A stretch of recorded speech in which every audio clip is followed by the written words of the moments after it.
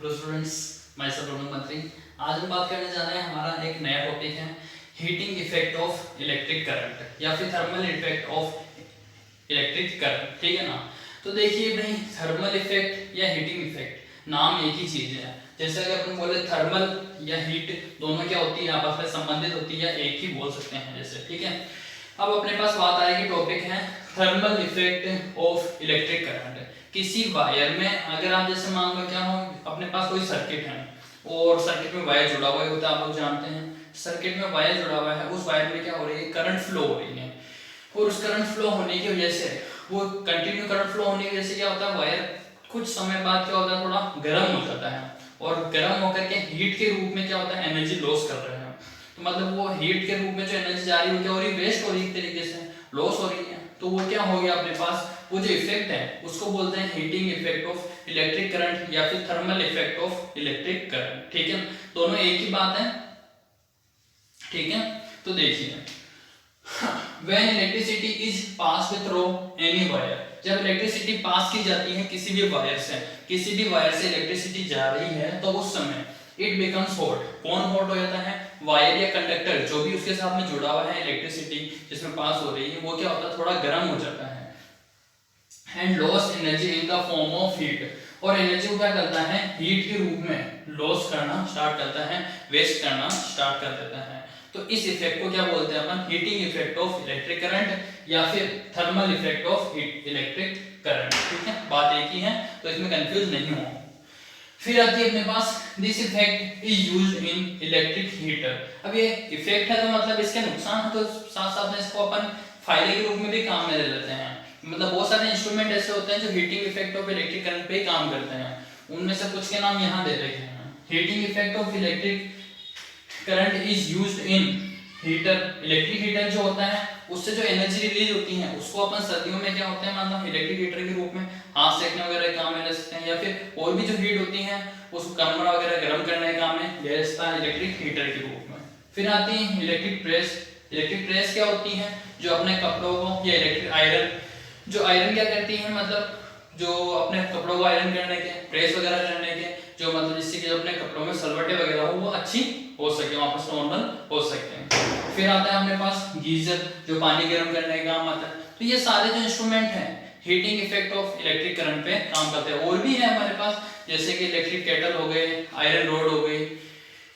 तो जैसे अगर अपन देखना चाहें तो इसमें क्या है, अपन जितने नाम देंगे उतने कम हो जाएंगे। ठीक है ना।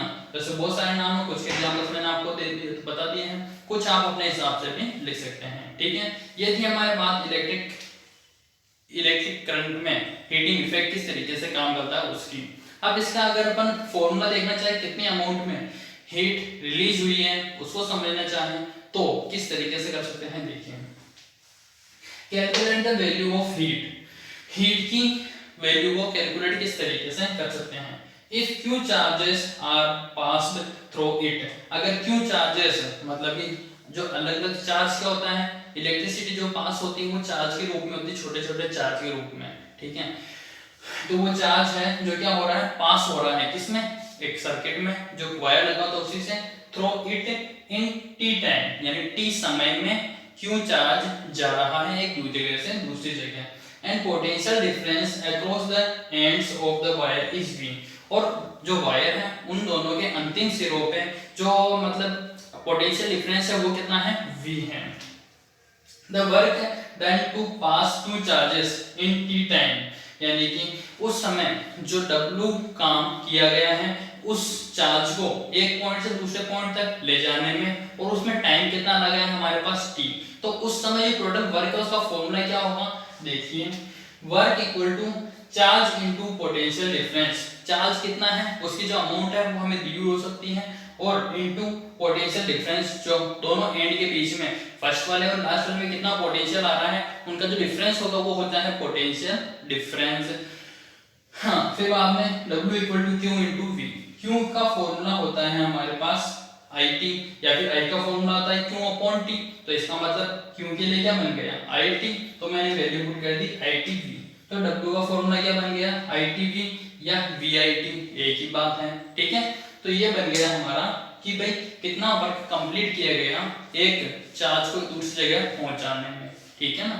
इसके बाद बात आती है अपने पास the energy released by source will convert into heat energy.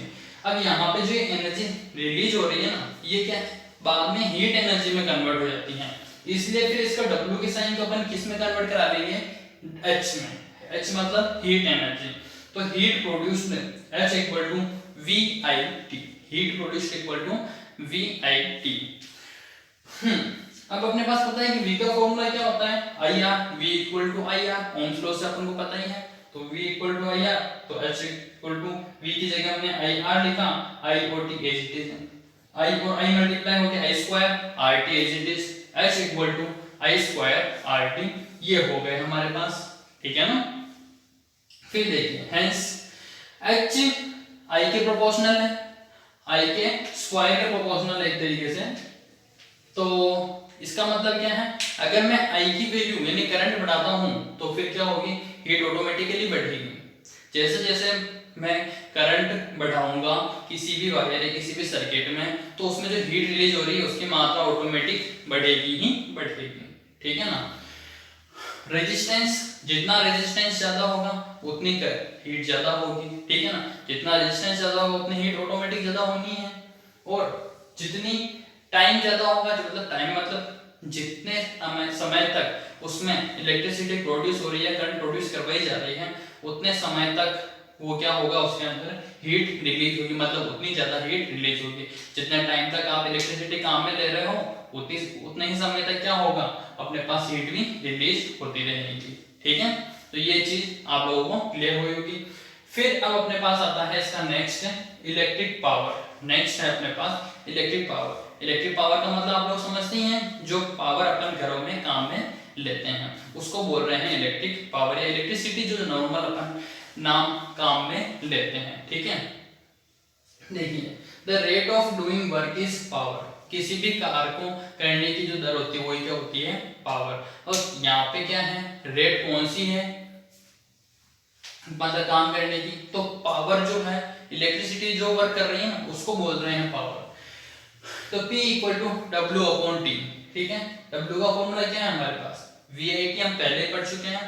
तो P equal to VIT upon T, T से T cancel, VI, P equal to VI हमारे पास फॉर्मूला बन चुका है।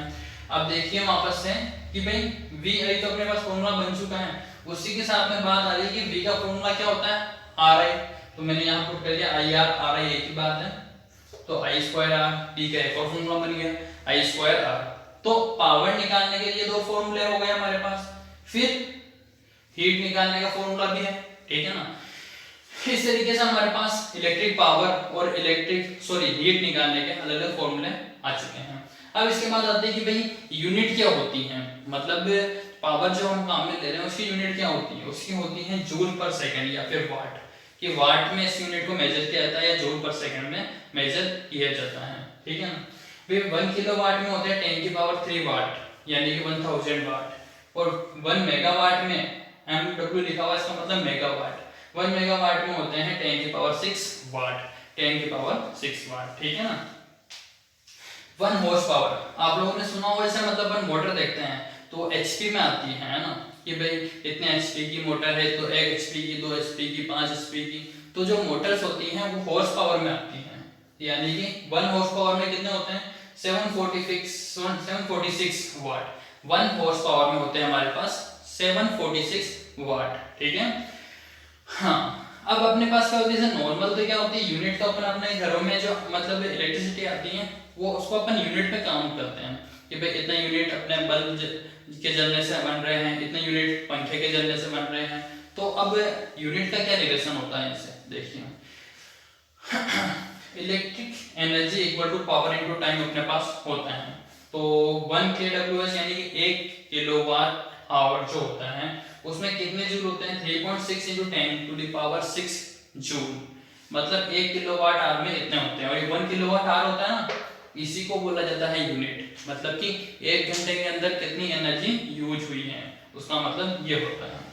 तो the consumption of electric energy in units, कि भाई unit के अंदर इसने एनर्जी कितनी यूज करी ये कैसे पता चलेगा, तो इसको पता करने के लिए फॉर्मूला है consumed an electric energy equal to power into time upon 1000। ठीक है, ये फॉर्मूला यूज करके आप लोग पता कर सकते हो कि कितने यूनिट अपन ने यूज कर लिए हैं किसी भी इलेक्ट्रिसिटी में या फिर किसी भी सर्किट में, किसी भी डिवाइस में। ठीक है ना। हाँ, अब यहाँ पे बात होती है कि भाई जो पावर है वो अपने पास क्या होनी चाहिए, kWh में होनी चाहिए, किलोवाट आवर में। टाइम है वो आवर्स में होना चाहिए। अगर टाइम अपन आवर्स में नहीं लेंगे तो वो अपने पास वैल्यू सही पुट नहीं करने आएगी। ठीक है, तो यहाँ तक अपना ये आज का टॉपिक कंप्लीट हो चुका है। यहाँ तक एक बार कंप्लीट पढ़ लें, कोई भी इश्यू डाउट हो तो वापस से जरूर पूछे। आज की क्लास हमारी यहीं पर ओवर होती है।